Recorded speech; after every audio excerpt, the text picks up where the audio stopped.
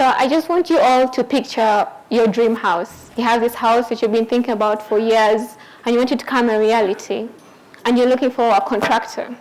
Would you consider me to build your house, or would you prefer perhaps a male counterpart? See, I wouldn't blame you if you preferred a male engineer, because there's been this tradition, struck belief, that only men are supposed to do engineering. Engineering is for men, for boys. So right from childhood, we're taught that only girls can do business courses, the easy courses. Men are the ones who are supposed to do the hard courses. There are so many reasons. Actually, in USA alone, 13% of the people practicing engineering are women. In UK, only 9% are women. In Uganda, there's been no study or report showing us how many women are practicing, but according to the Engineering Registration Board, 24 over 800 registered engineers are women. So why is this statistic so low? That's why I'm here. I want to tell you some of the reasons through some of my experiences why there are so few women in this field. Don't get me wrong about the registered engineers in Uganda. There are actually very many female engineers. It's just like after 5 years, they reach a point and they get tired of the field and they leave. So when you register, you see like there are very few people. Right from primary school, I loved science and math. So I knew I wanted to be an engineer. By the time I reached secondary school, I still liked it. And in S6, yes, senior 6, we were making career choices. I knew I was going to choose civil engineering or environmental engineering or electrical. As long as it had physics and math, I didn't mind. So I reached university and I chose civil engineering because it had so many opportunities, and I like the way you could you see an empty plot of land and then all of a sudden you're seeing this big, huge, humongous structure, looking so pretty, and I wanted to do that. So I reached the class and I discovered there were only 10 girls in the class over like 50 boys. I was not discouraged, because I knew I had girls I could relate with, I could talk with, and we'd be together. By first year, we were all happy. We loved the courses. In second year, we started the real engineering projects. Now, they group you have like a project, and you're supposed to be in groups. So you reach a point like only the boys wanted to be with the boys, and the girls wanted to be with the girls. The boys didn't want a girl on their team because they probably thought she didn't know what to do, or she would maybe pull them down or something. So I didn't want that to happen anymore. I didn't want to be the last person to choose a group. So I worked hard, really, really hard that semester. And the next semester, everyone wanted to be in my group. I had to make sure that everyone wanted to be in my group. Yeah, so like some girls, they probably wouldn't be, they'll be discouraged by that, How can I be the last? Why doesn't anyone want to be in my group? Or why doesn't anyone want to work with me? So I'll probably leave the course. Because from 10 girls, we dropped to 6 girls. When we reach second year, we're supposed to do industrial training. You go for your internship, you work on the site. It's a rule, no office work. So I was very excited. I dressed my smart wear, not like this. I was wearing my gumboots, overalls, helmet. You can just picture it, looking very official, real engineer. So I entered the site, and then I reached there, and one of the workers, he is a carpenter, he tells me, welcome, madam. He's speaking the local language. Welcome, madam. There's rubbish there. Help us clean it. It was funny at the time, but before, I was like, okay. Sebo, sir, I'm an engineer. Then he says, perhaps maybe you're a trainee, because maybe for him, only women are supposed to be training in engineering. After training, he doesn't know what happens to them.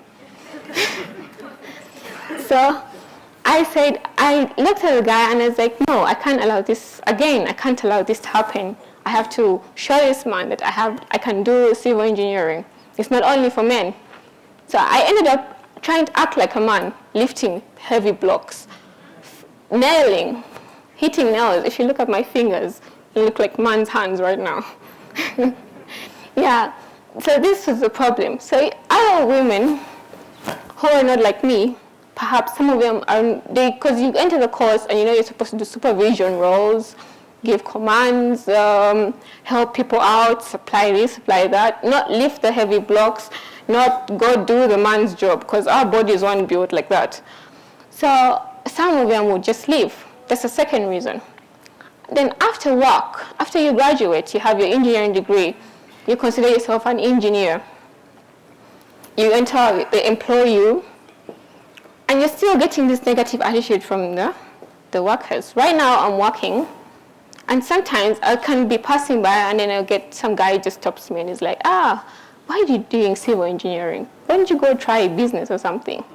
I won't tell him that I've done 4 years, so I know what I want. I want to be an engineer.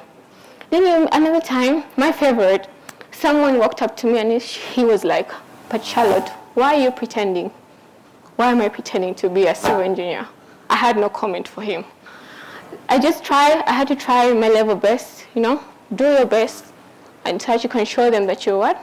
A real engineer. My favorite story, because I've been working for like 2 months so far, but I kept asking around my friends who are engineers, trying to find out what the experiences were. And one particular story caught my mind.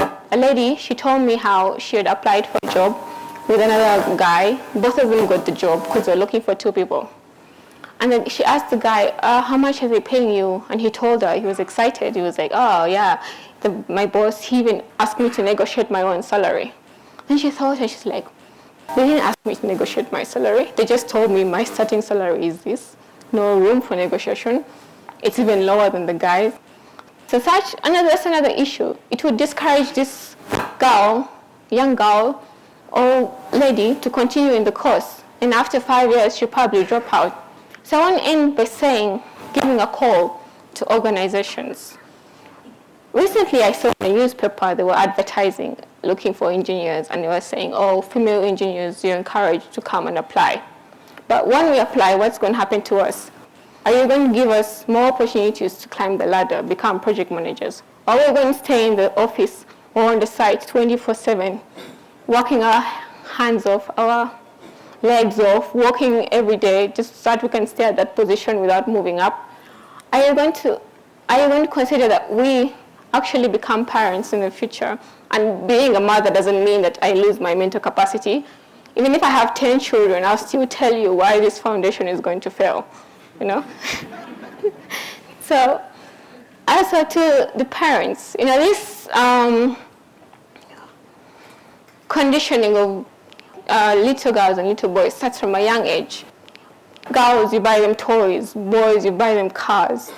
In which career guidance, in an all-girls school, you will not see a civil engineer coming to tell you about construction. No, they'll bring probably an accountant. It's not like it's just a female's course, because there are also male doing accountancy. People see business. Also, men are doing business, but only bring them to the girls' school. In the men's school, maybe they'll take like the men's courses. So if schools could change the attitude of taking only what they think is for girls and what they think is for boys, anyone can do anything. And finally, to the little girls, if you want to drive a car, a toy car, ask for it.